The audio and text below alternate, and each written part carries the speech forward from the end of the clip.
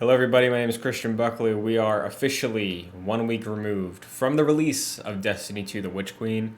I beat it this morning, finally, so I decided I would come in here, say some things about the campaign and the future of Destiny 2, because it's exciting, and I'm very much looking forward to what's next.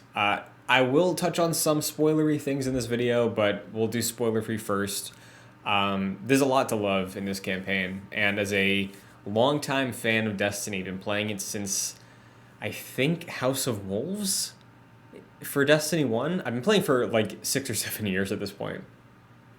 This campaign, this expansion, is the best campaign I've played from a Destiny release thing from Bungie, I think, in my life. For a number of reasons that we'll get into, but even Bungie's long, impressive history as a whole, right? I played the Halo trilogy and ODST for the first time last year. I think the Witch Queen campaign holds a candle to the best of the Halo trilogy, which might be blasphemous to some. I know the game came out 7 days ago, but I believe it in my heart of hearts. First thing I want to say, legendary difficulty. That is so goddamn good. Legendary campaign mode has been a treat. I soloed the majority of the game.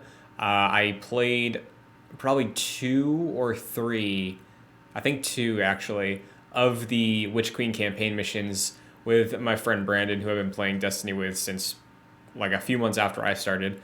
So it was a treat. It was great. Legendary is a fantastic difficulty mode. I was rewarded with my 1520 armor set at the end of the campaign, and I had a blast with it. I died a lot. Each mission took me at least an hour, but it was so rewarding, and the missions this time around specifically just feel so varied and so... There's like so much texture to each campaign mission in The Witch Queen. Maybe I feel that way because I played it on Legendary, so I was forced to hunker down, take my time, and think tactically at times. But yeah, Bungie, you nailed it with the difficulty options this time, and I'm glad we can replay the campaign. A lot of my time in Destiny 1 was spent replaying campaign missions just because I loved the campaign so much. So the fact that we can do that now, and we have the options of both Legendary and Standard, be brave, be legend, become legend, is fantastic. That's awesome. Huge fan of that. Excited to see that, hopefully moving forward in the future for every expansion we get moving forward. But I think that's also good news for beginners. People who have been hearing about Destiny from friends, lapsed Halo fans, hell, lapsed Destiny fans even. I think the Witch Queen has a lot to offer any type of person who likes first-person shooters. That being said, I think there is also a lot here for the hardcore, right?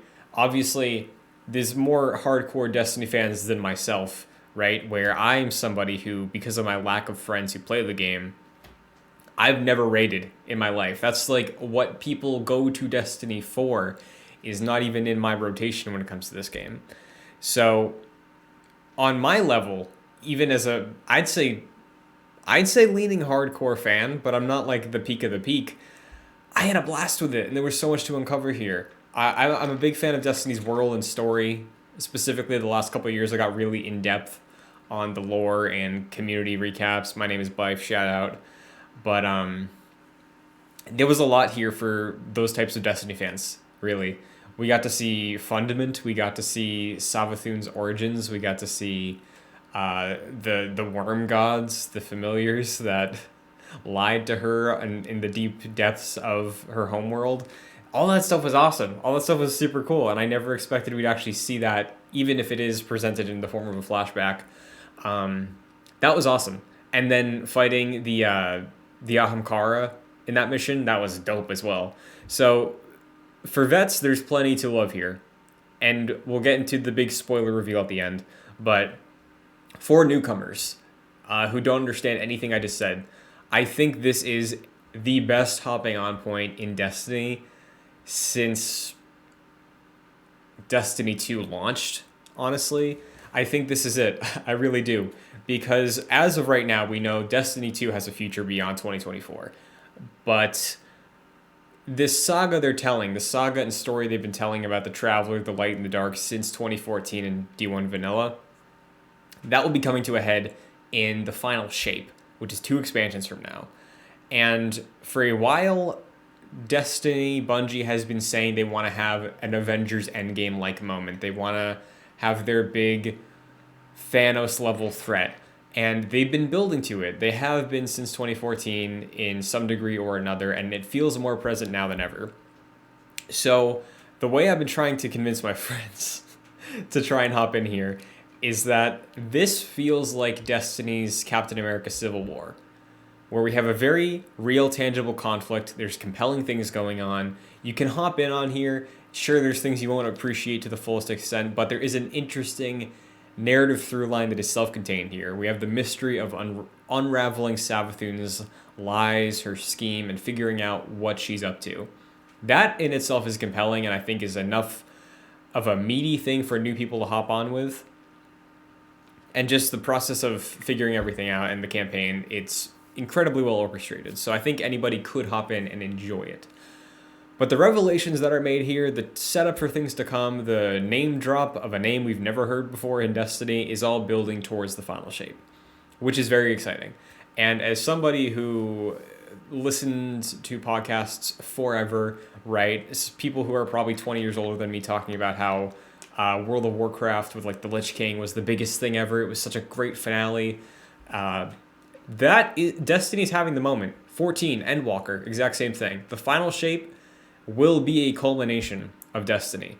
And this is the hopping on point. This is part 1 of a trilogy that will be divulged with this, I almost said film, this expansion next year with Lightfall, and then the following year with the final shape.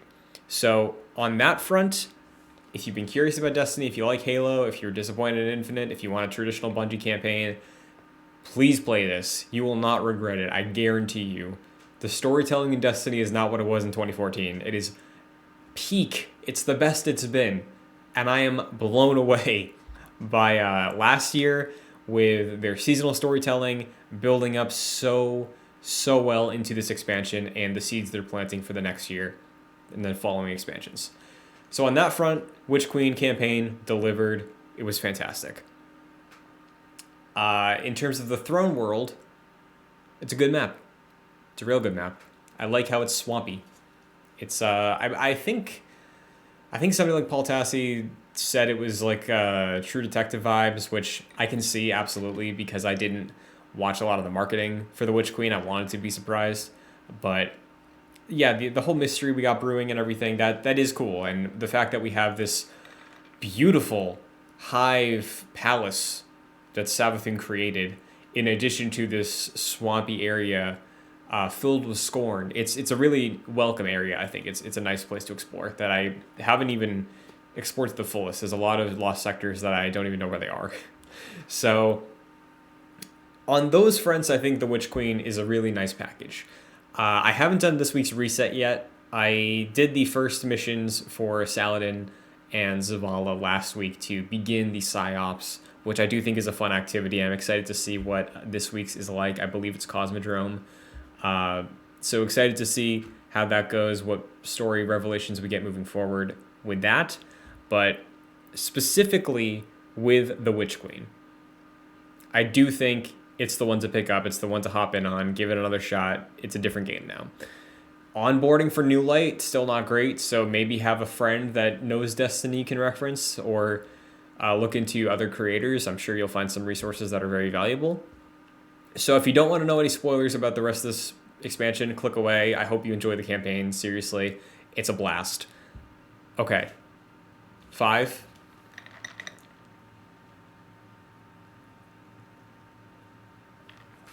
The Witness. The Witness. The Witness. Oh my good God. What a revelation. I remember last year, I think it was season of the Chosen, there was the mention of, I believe, no, it wasn't Sagira, it was like something the Watcher. right? And I know it's not Sagira, but it was like Sagira, and it reminded me of Sagira because of the time. But um, it's not Siva. It's something. You know what I'm talking about. The statues in the pyramids, right? There was something that was a theory at the time, and the Watcher was maybe the running theory of what the Thanos level threat of Destiny could be. The form given to a third party, other paracausal thing that's not a pyramid or a traveler. So we now have that. We now have our enemy. We have our antagonist of the end game. We have our Thanos. And I haven't looked online. I haven't looked at anybody yet. I haven't looked at anybody's takes, thoughts, but I like the design of the Witness. I think the Witness looks sick because Destiny so far has it's had so many like hulking brute enemies, right? We have Gaul, we have Aramis, we have Savathun, Oryx, Crota, these big hulking enemies, right? But the idea that we have somebody now who looks like the Speaker, kind of, just this scrawny, tall, like traditional Martian-looking enemy. Maybe not even an enemy. We'll see what happens. But that is one incredibly refreshing to see a new enemy. I have to rewatch that cutscene because in the monologue that the Witness has walking down that hallway, it looks like there are some new enemies, statues at least, a new race perhaps in that hallway. Those could be statues of enemies that the Witness created or took. I don't know, but on its own, that is a bold image, right? I don't think I will ever forget the initial look and reveal of the Witness having this very long robe of dark going up into this smoke cloud brain of humanity faces in stark white. Like it's very well designed, and I think Destiny has a consistency and I'd say iconic vibe to its art direction at this point, and the Witness fits in but still feels foreign in a way that I think is exciting. It's something I wish Star Wars would embrace more of. Just let's introduce something that feels like it shouldn't be here, you know, but still feels authentic. And I think the Witness is that. And of course, we'll grow to become familiar with the Witness more. Wondering if the Witness is going to be Lightfall or if Xivu Arath is going to be Lightfall and the Witness is the final shape. I don't know. Personally, I would hope that the Witness is the final shape. But I could see something where the Hive God of War, the last remaining Hive God, is the final entity, and the whole villain of the Light and Dark stuff were the corrupted Hive. I could see that be the case. But strictly going back to Witch Queen, Savathun was a great nemesis, great like looming presence this entire expansion. I loved how often you could see her in the background of the skybox. Great touch. She was fantastic. She was wonderfully performed. Deborah Wilson did a fantastic job. I think probably slightly above Aldrin as the best Destiny antagonist. Because I would put her above Oryx. Because I don't remember Oryx speaking. I would put her above Aramis for sure. Above Gaul. Yeah, I think Savathun might be number one. Just because the performance was great and the amount of presence she's had in Destiny since the background, Savathun's song, the strike, like the seeds were planted for a long time, and I think the payoff was nice. And we also got kind of a subversion of expectations where the dynamic between her and these worm gods that I was familiar with because of the lore and reading and watching videos. I was familiar with her origin, but I did not know, maybe I forgot, I didn't know she was lied to. So I do believe the theory that Savathun will be an ally for the end of days. I think Savathun was not killed on purpose. I think her corpse is there for a reason, and her ghost is off in the distance for us to recruit an expansion or two down the line. Similar to what I've been saying, not publicly, but since Beyond Light, we froze Aramis for a reason. I really think we're going to defrost Aramis at some point. And I think that final endgame moment will be the races of Saul combining forces to go up against their Terminator, which is the Witness. I think that's what's coming. And especially over the last year, everybody sort of becoming friendly, having an alliance with the Cabal now, everything with Mithrax, like all that stuff, I think is building to that ultimate culmination point. And I'm not alone in that. A lot of the community thinks this. So, story-wise, campaign-wise, fantastic. Huge fan of the Witch Queen. What the future of Destiny 2 is, I am more excited now than I ever have been, I think. I remember a couple years ago in my downtime, because I Shadowkeep was the big one that I skipped, half because of college and half because it was just a weird time and I didn't hear great things about Shadowkeep. I ended up liking it, but yeah, now I've never been this excited and enthusiastic about Destiny. I don't think. And I've been enthusiastic about it for a very long time. So, Bungie, congratulations. I think you killed it. I cannot wait to see what's next. You are the best in the biz, I think. Bungie, for real, is up there for me for favorite devs all time. I think they don't miss. They truly do not miss. The last time they missed was like maybe the Warmind and Curse of Osiris. But even then, I was so stoked for Curse of Osiris. I took work off that day to play Curse of Osiris. So yeah, excited for the future. I will absolutely do more Destiny videos. Moving forward, if you're hopping in for the first time, let me know what you think. If you are a veteran and you watched this to the end, shout out, appreciate you. Let me know what you thought of the expansion and the changes they made. Obviously, there are things that have to be tweaked. I haven't really messed with crafting that much. I've heard mixed things on that front. Excited to see what the raid is this weekend. But yeah, also, before we leave, as a Void Warlock since day one, Christ, I like these changes. I like the aspects and fragments, especially playing solo.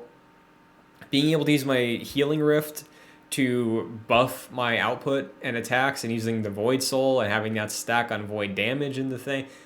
Beautiful. So nice. I hope they don't nerf it. But yeah, we'll see what happens. That's it for me. Hope you enjoyed the video. Hope you enjoyed the Witch Queen. Hope you're enjoying the Witch Queen if you're taking your time with it. And we'll see what happens with the raid this weekend. But until then, stay safe. And eyes up, Guardy. Sorry.